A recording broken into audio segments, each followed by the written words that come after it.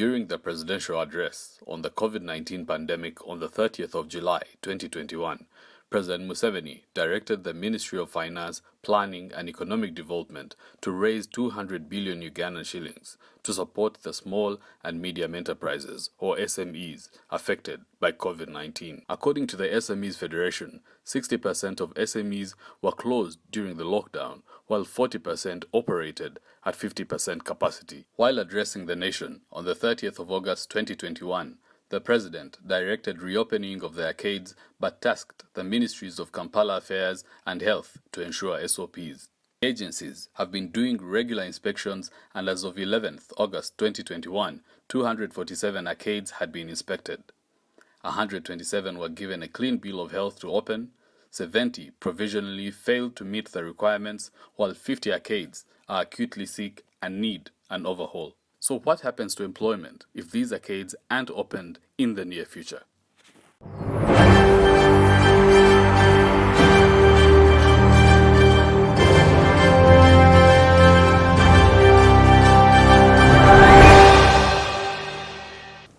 A very good morning to you, our viewers and followers, wherever you are.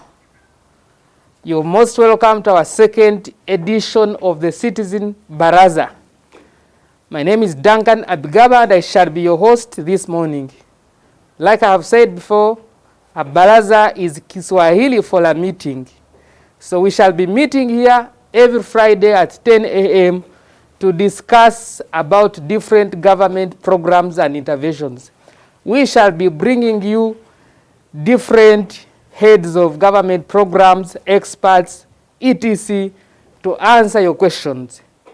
And this morning, we are going to talk about two issues that are very prominent in our country right now.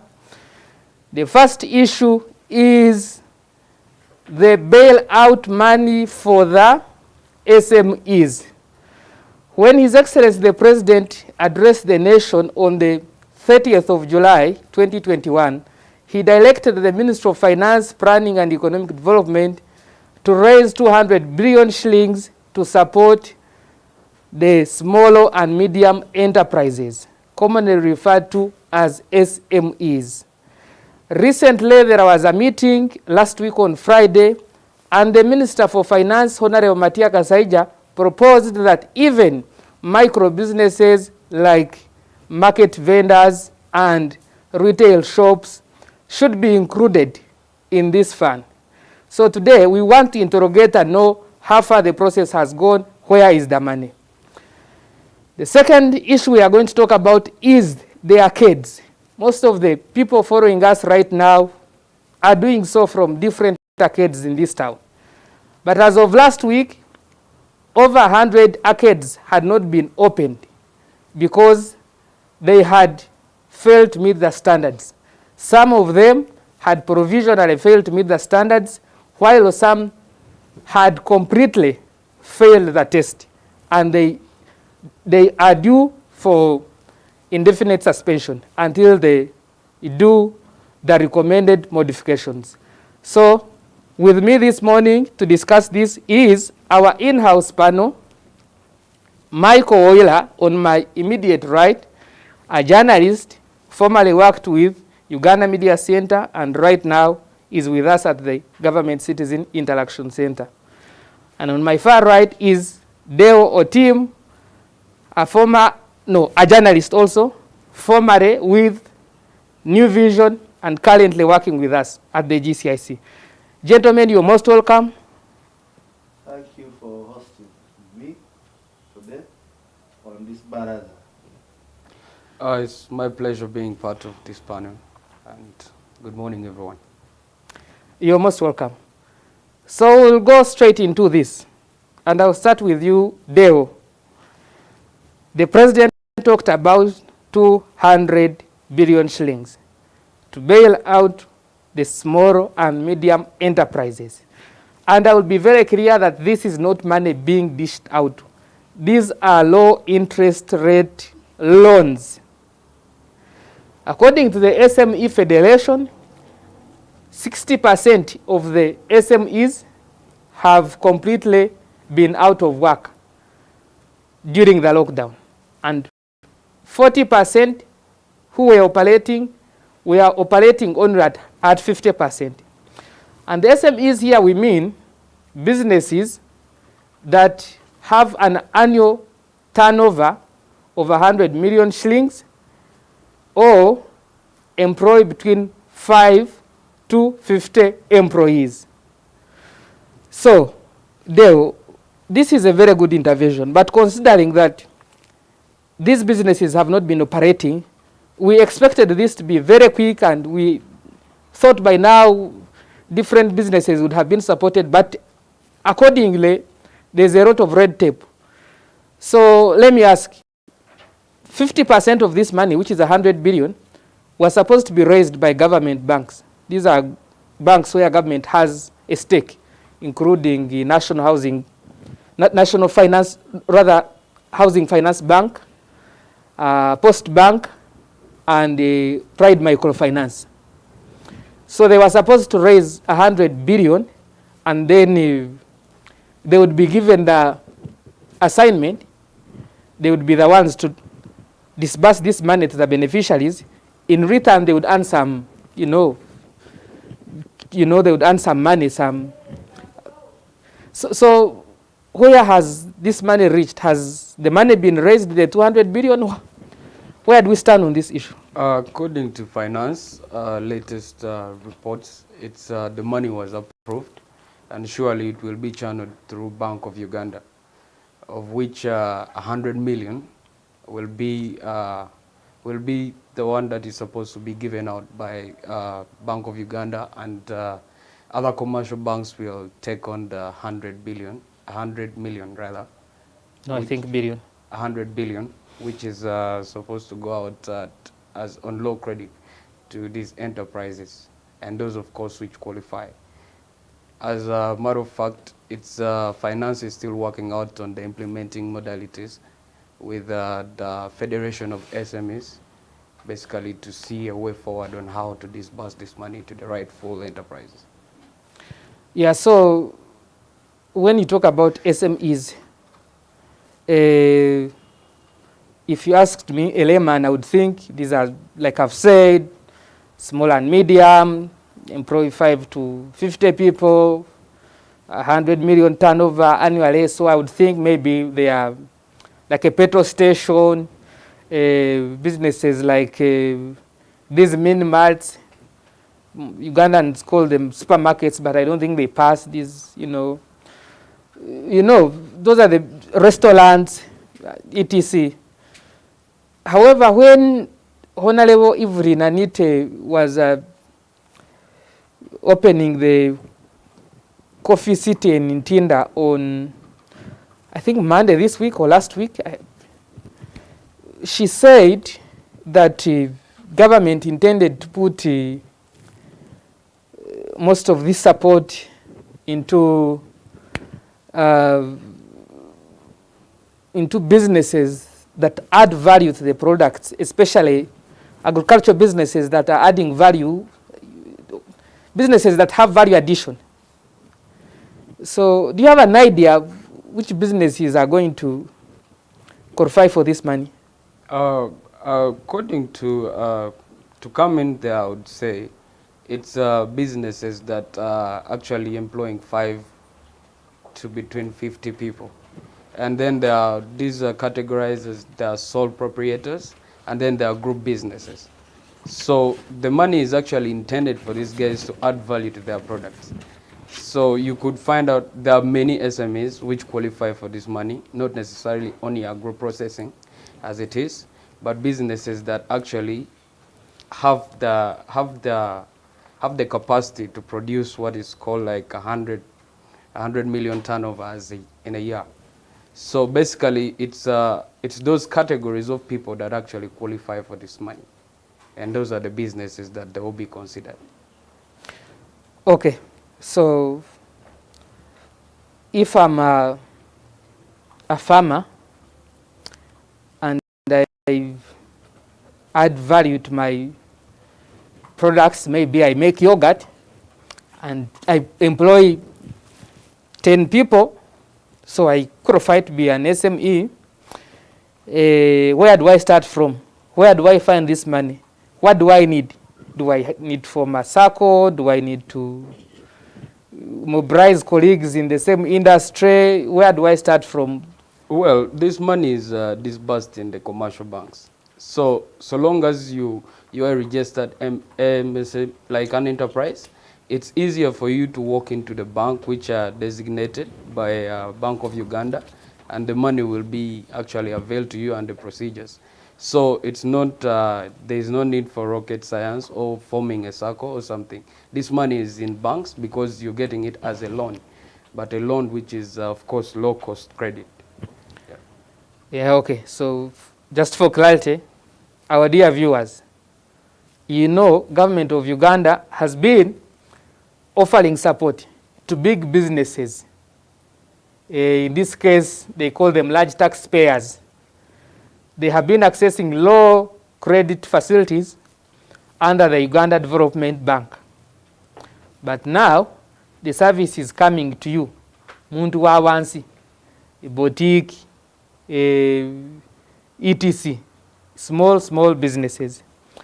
So what you need to do, once government has gazetted this money, you're going to your banker, that is your commercial bank, and ask about this money.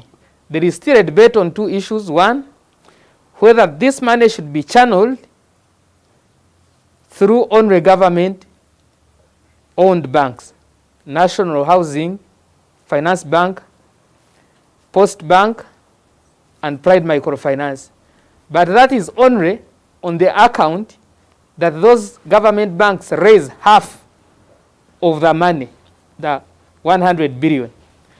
If government-owned banks do not raise 100 billion, then other commercial banks will be tasked to come in and raise that money.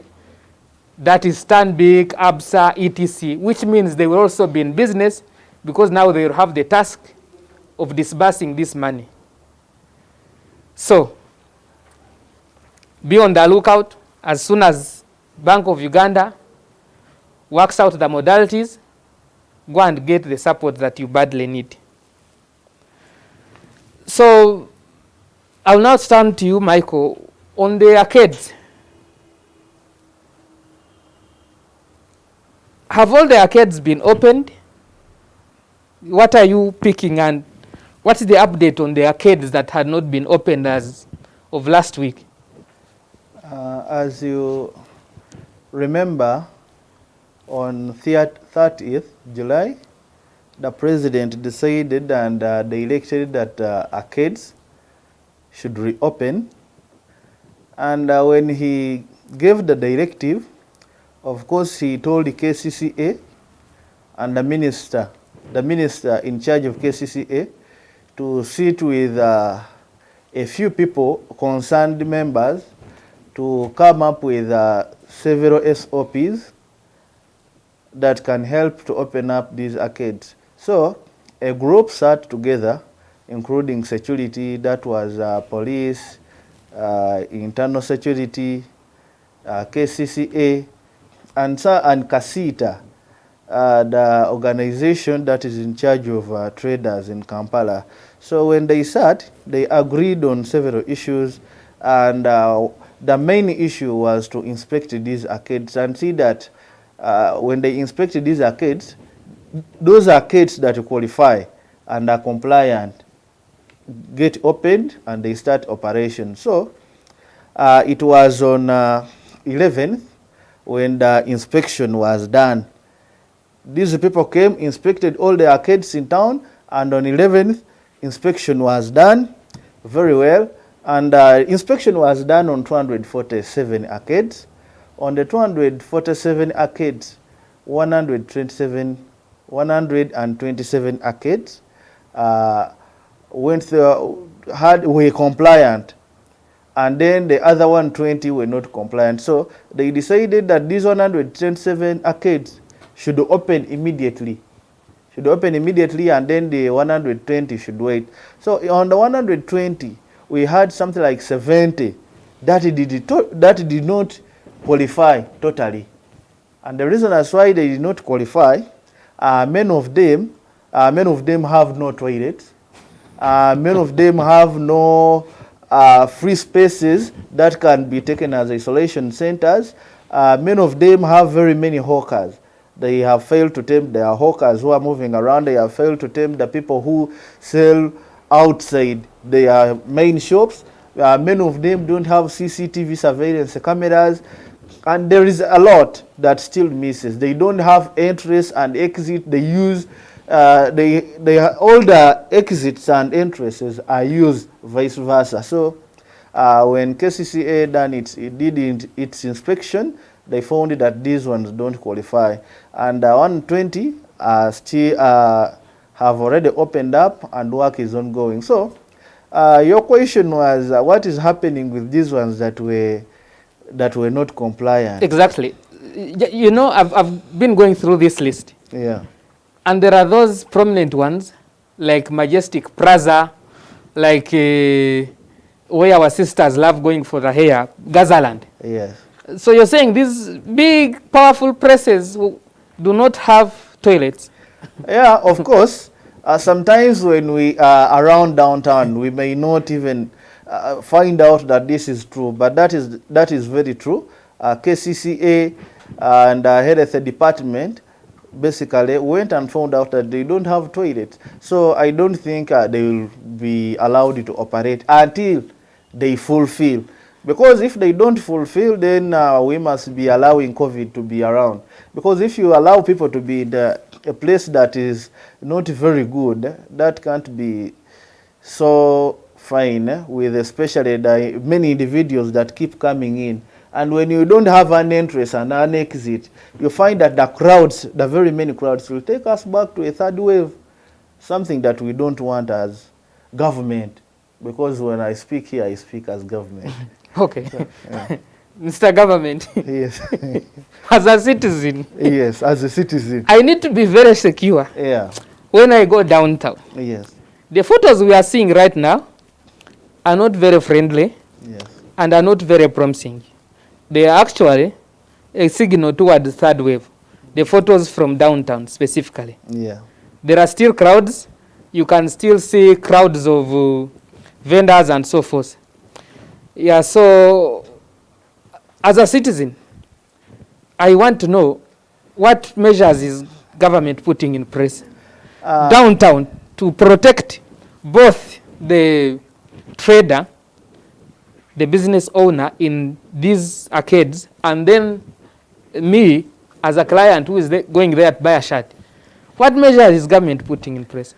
The government, through still KCCA, has come up with SOPs, very strict SOPs. And among the serious SOPs, government doesn't want any vendor around these buildings. Because you know, when you have very many vendors around these buildings, we'll have a lot of crowds. So government strictly told the security that we don't want vendors around. On all buildings, government wants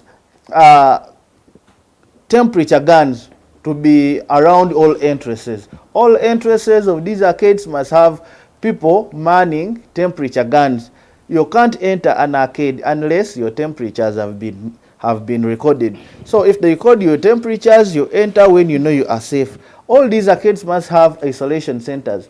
Government has told them every arcade must have an isolation center, so that when there is any case, there are places where they can get you and put you. Then government also requested that these arcades have registers where all these people occupying the arcades are recorded, so that it is very easy to identify which person is affected. If you have a register that has lockup numbers, shop number this, so they easily know that the person who was in the other shop was affected. So if they want to see these are the victims, it is easy for them to identify and know this is the shop where we should all go. Then the other thing is sanitization.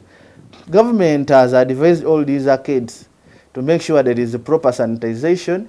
The sanitizers everywhere, proper washing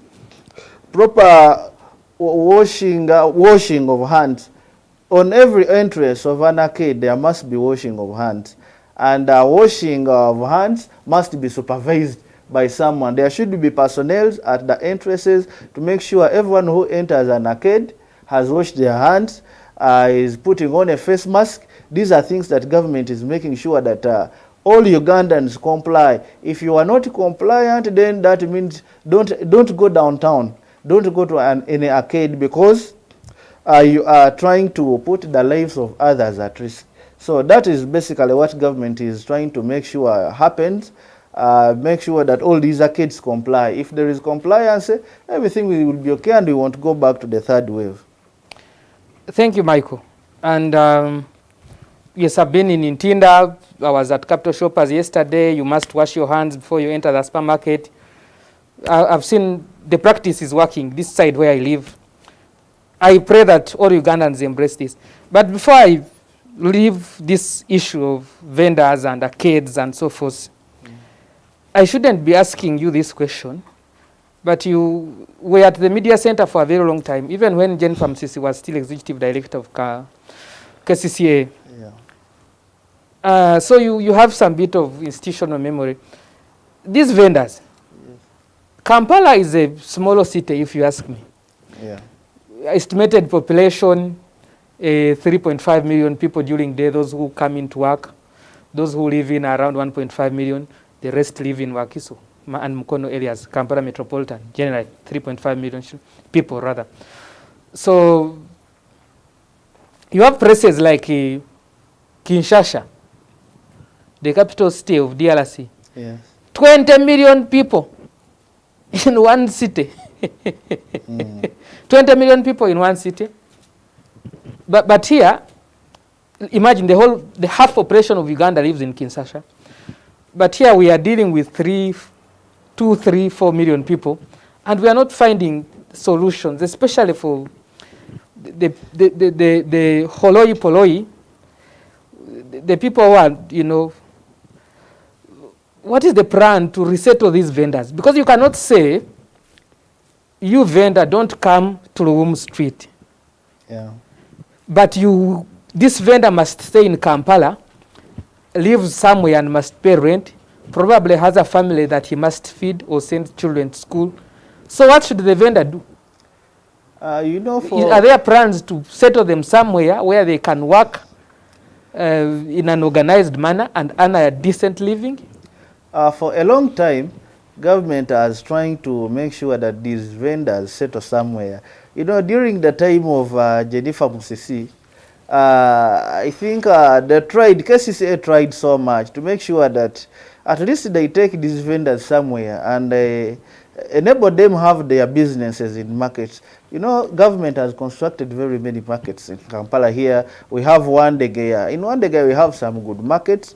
We have a market somewhere down there is some tax park on the Entebbe Road.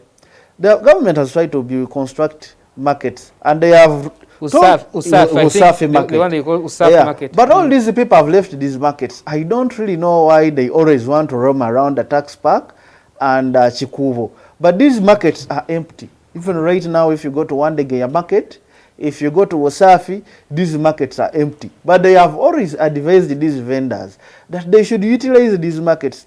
I don't know, maybe sometimes very many Ugandans always want to be forced to do things.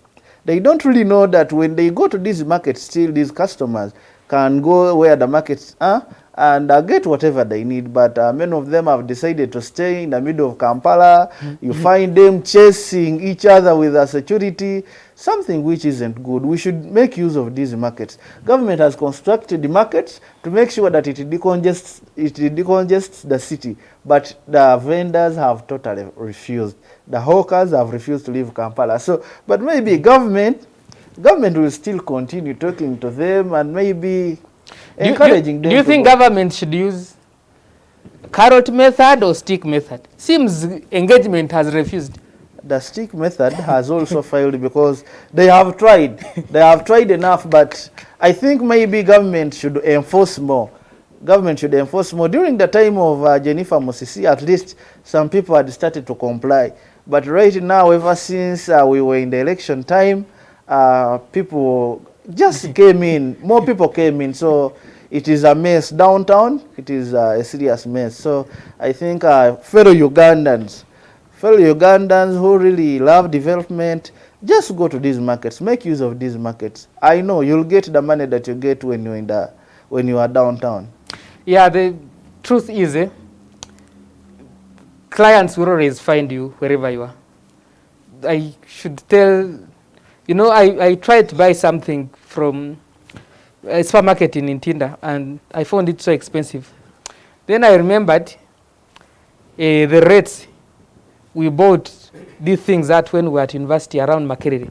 Around Makerere, one day things are relatively affordable because of student, population. So I said, I am going to one day look for this particular product. You see? So, vendors, please. We need to organize our city. And wherever we go, clients shall follow us. Let's go and occupy these markets. Some of the places like Usafi, I think they were paying 1,000 shillings a day. Really? Yeah. We cannot afford that.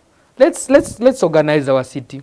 So Deo, what do you think government should do to decongest the arcades, but also make sure that there is no loss of business and there is no loss of employment? Because these arcades, they are really a very big pool for our employment of our people. Well, on that issue, as you've said, the arcades downtown is a mess. Even if you go right now, there's always someone trying to run out and do something. But I think the best thing is maybe what we should focus more is should be like dialogue and sensitization. That should be done thoroughly. And then they should reach out so that this can be internalized by these people, memorized, and at least they conceptualize and take it in. Otherwise, because it's for their safety, you might find out that even if you say let's work on a rotational basis, most lockups in kids, you find they have like close to 6 people. All these guys have stalls. Someone has his own partition where he's selling something, the other one. So you find even if you say cut down on the number of people who are coming in, no one is willing to accept. But probably should be a discussion between maybe the traders and of course also with the arcade owners, because they are the ones who will accept this money. They will say, okay, if I'm in business, but if they don't limit the number of people who are supposed to come in, per se, you see, if it's like rentals, usually they will tell you, I cannot take a maximum of a number of people like this, I can only take a minimum. So I think it should also, it's a two-way thing. The traders need to be sensitized, and also the arcade owners need to be sensitized. Otherwise, the stick method and all that wouldn't do. Maybe the other thing is also looking for long-term solutions, in that take the businesses out of the central business district. Take them probably to Mukono, make it, I think maybe that would help. Well, we should thank Auntie Jennifer Musisi. She really tried to sanitize this city. Yeah, of course, engaging mostly the stick method. And things didn't go so well in 2016, you remember? Some bit of votes were lost. But, historians say that, I think one of the European leaders said, it's better for a leader to be feared than respected. There are some leaders in the region with very organized cities because they are feared, not respected. So, so we'll leave it at that. So, Mike, I just want to pick your brain on this issue of bailout. The Minister for Finance, Honorable Matia Kasaija, has proposed that micro enterprises, so these include like retail shops where you and I usually go, and it's the only place we get things on loan in the neighborhood. soap, milk, what, on the way home, I don't have money. The woman gives you, you pay her after a week. The minister is saying that despite the president's communication that this money should have gone to the small and medium enterprises, that even these ones, the retail shops and what the Kenyans call mama mboga or market vendors, should also access this money. But these people have been working throughout to the lockdown. These retail shops never closed. The mama mbogas have been operational because we have been eating food. Do you think they should also receive part of this support? Yeah, of course.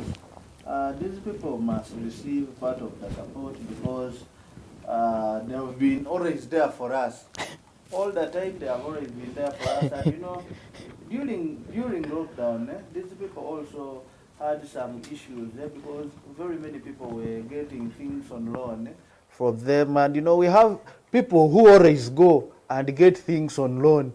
Like for example, we have our people. I have some friend, a police officer, who normally tells me that someone is demanding me something like 200k. They demand 200k from him at a shop. So these people managing these shops also have issues. Very many people go and borrow things at the shop. Give me, I'll give you, and you know they always promise that after when I get salary. Someone goes and tells you, when I get salary, I will pay you. So I think these people should get some money. When you look at the hawkers, we have ladies, you find that someone just needs something like 50,000. Only 50,000. The other day I found a lady who was saying that for me, I only need 50,000 to boost my business. She's a lady who sells jackfruit. She's not even a lady, she's still a girl. Something like 17 years.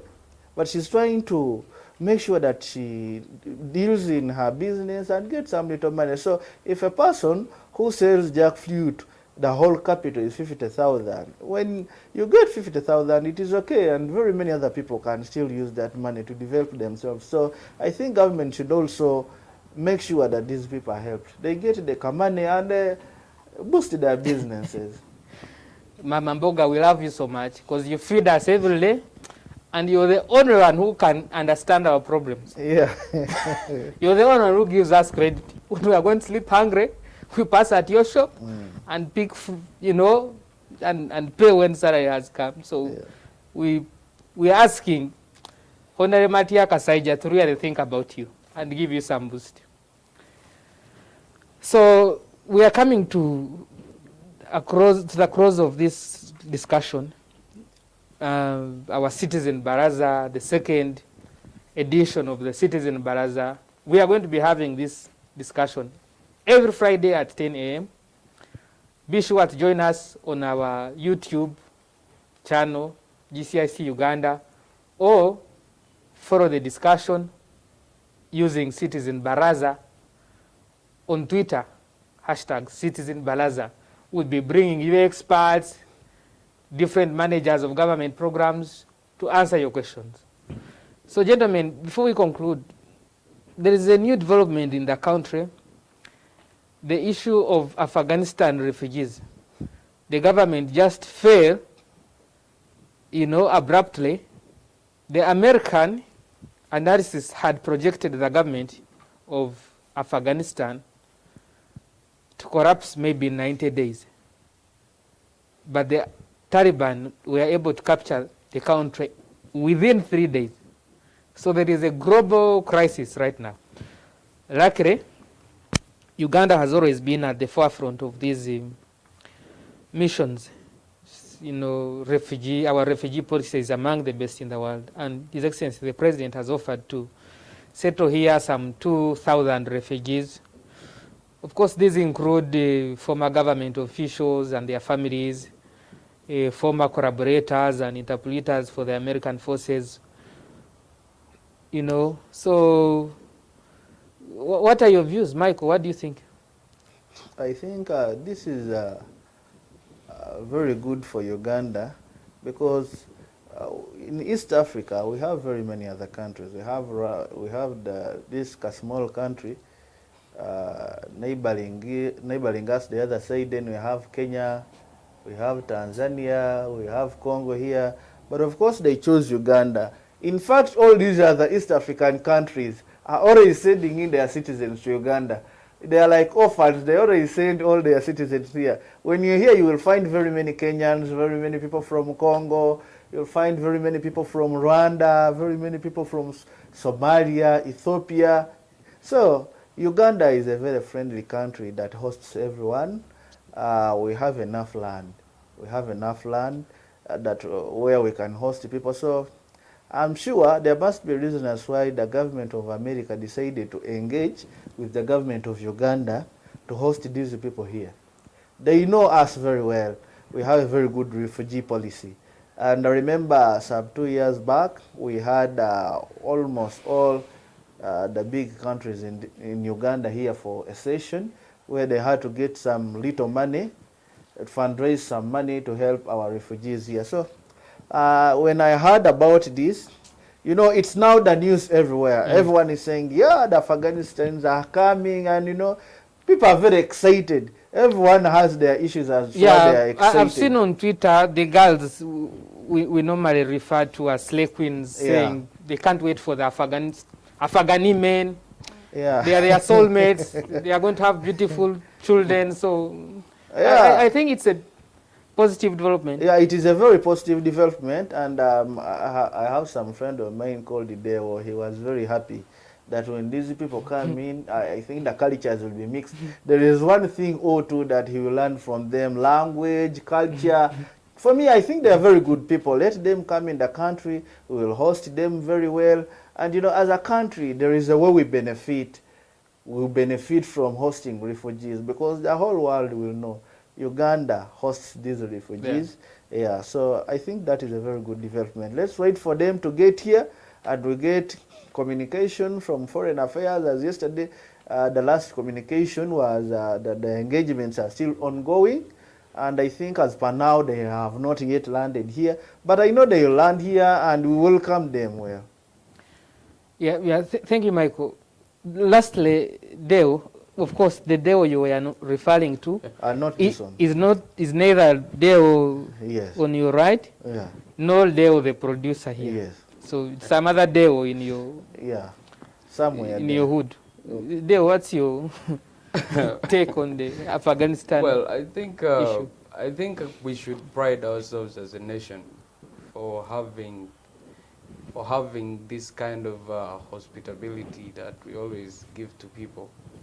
In the Bible, they said, do not forget to be hospitable to strangers, because those who have hosted strangers, they never knew maybe they are hosting angels.